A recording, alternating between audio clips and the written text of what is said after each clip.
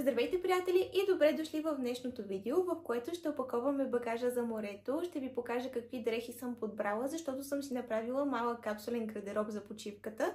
За тези от вас, които не знаят какво е капсулен гардероб, накратко, това са предварително подбрани артикули, които са базови и лесно се съчетават един с друг. Целта на капсулния гардероб е с минимално количество дрехи да се направят колкото се може повече тоалети, така че ако ви е интересно, продължавайте да гледате.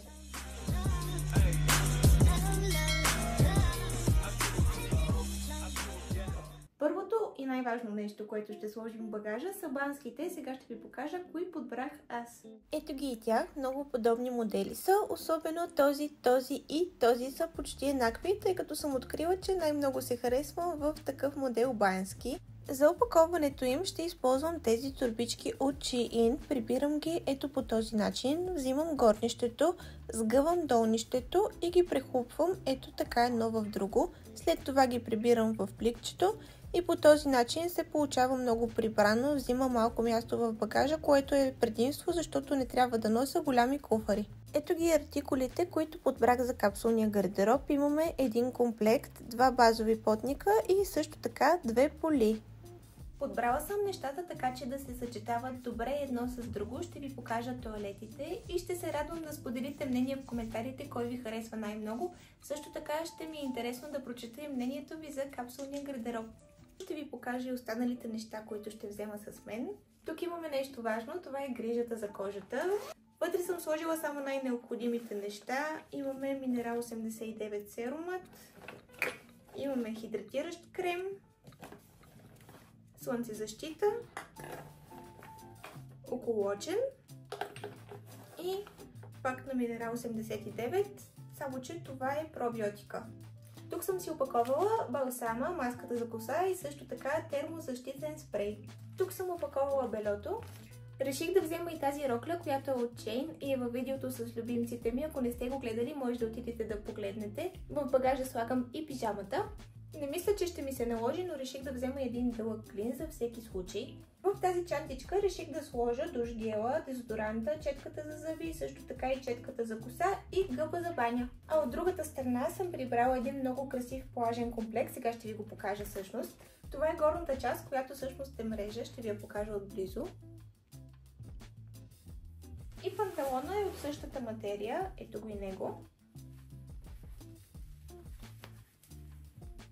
Много са готини и прохладни за лятото.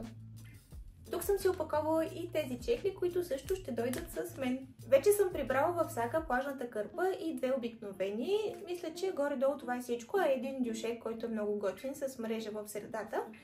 И така, това е за сега. Преди малко се прибрах от пазара, минах да си взема и пратката, сега ще я разпаковаме заедно. Всъщност в този кашон има само едно нещо и това е крем от шамфастък. Предполагам, повечето от вас са виждали тези вайрал видеа, в които приготвят дубайски шоколад. Реших и аз да направя такъв, изглежда ми много вкусен.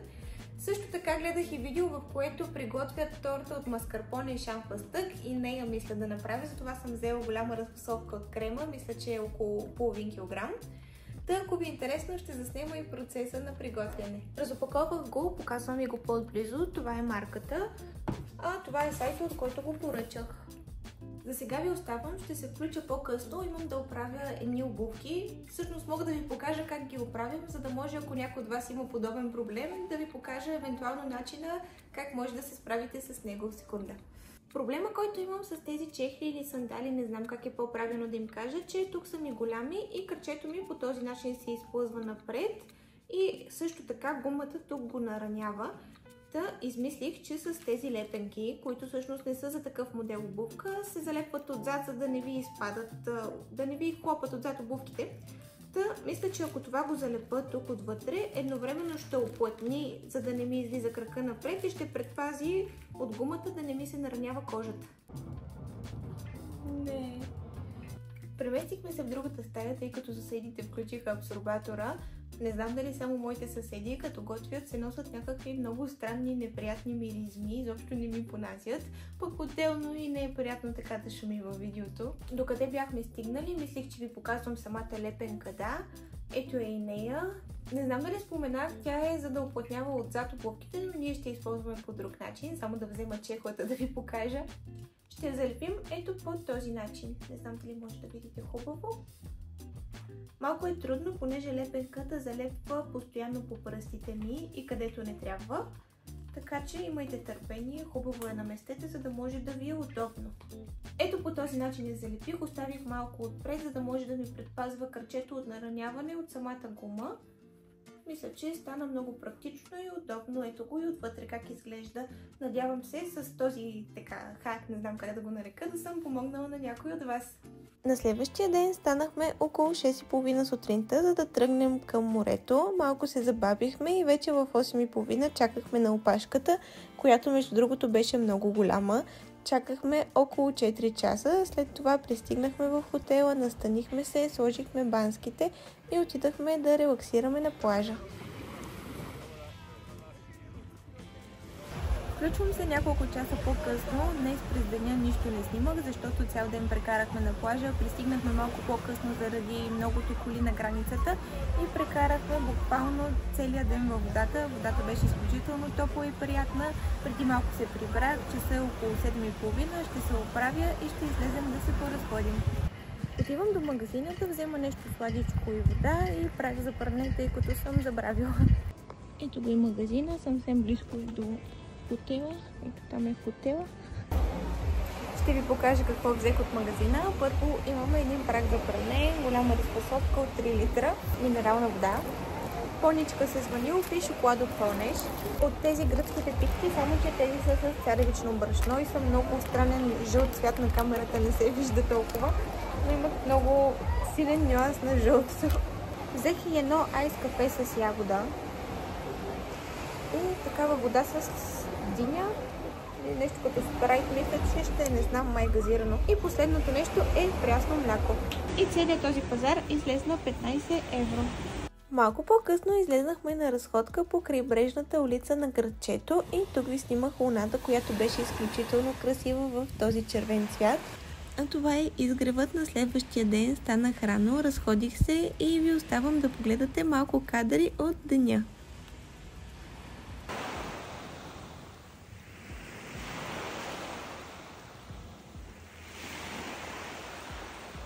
Добро утро, приятели! В следващия ден часът е около 7 сутринта. Станах рано, защото не ми се спеше и реших да се поразходя. Нощи също се разхождахме и отседнахме в близкото заведение. Хапнахме традиционна гръцка храна, типички калмари и гирус. И след това се прибрахме и легнахме си рано, защото бяхме изморени от пътя. И така, моя ден започва с сутрешна разходка до Аспровалта. С нощи морето беше по-бурно, сега забелязвам, че е много спокойно и няма никакви вълни. И дори като си легнах, усещах се едно, вълните продължават така да ме клатушкат. Ето го и него.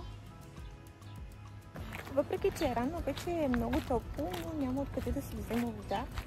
Едно намеря по-бързо магазин. Прибрах се от разходката и вече съм на плажа. Не знам дали споменах, но за първа година водата е толкова топла. По принцип, до мен винаги ми е студено, но сега ми е много добре.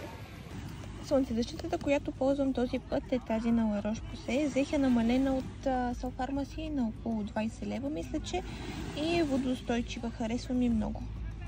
Искам да ви споделя за едно много мило момиче, което видя, че куцам, понеже бях настъпила някъде камъче или стъкълце и съм си порязала палеца на крака. Видя, че куцам, като ходих да взема гирус и ми даде лепенка да си превържа пръста. Беше много мило, защото едва ходих. Сега даже се прибирам от магазина и си взех цяла кутия лепенки. Връщам се отново при гирусите и взех няколко лепенки да дам на момичето. Ако се случи някой друг да има нужда, да има да му даде. Понеже аз си взех май последната. Ето това е заведението.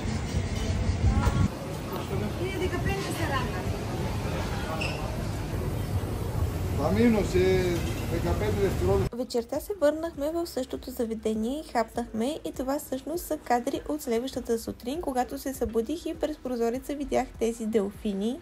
Плуваха доста близо до брега, подскачаха, играеха си, бяха много сладки. Това са и последните кадри, които съм снимала от почивката. Тя беше кратка, останахме там само 5 дена, след това се прибрахме. Здравейте, приятели! Вчера вечерта се прибрахме от морето. Оттам почти нищо не съм ви снимала, защото всеки ден протичаше горе-долу по един и същи начин.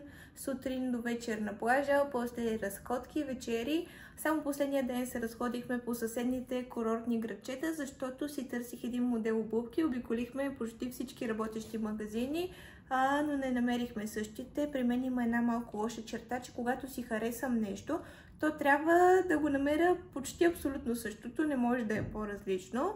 И така, прибрахме се около 10:30 вечерта, бяхме на границата, нямаше нито една кола, минахме много бързо. И мен сега ме чака багажа, който трябва да бъде изпран, прибран и също така обичайното неделно почистване. Мисля да приключа влога сега. Надявам се видеото да ви е било интересно и да ви е харесало. Ще се радвам да споделите мнение в коментарите и също да споделите какви видеа са ви интересни да гледате. И така, довиждане до следващото видео!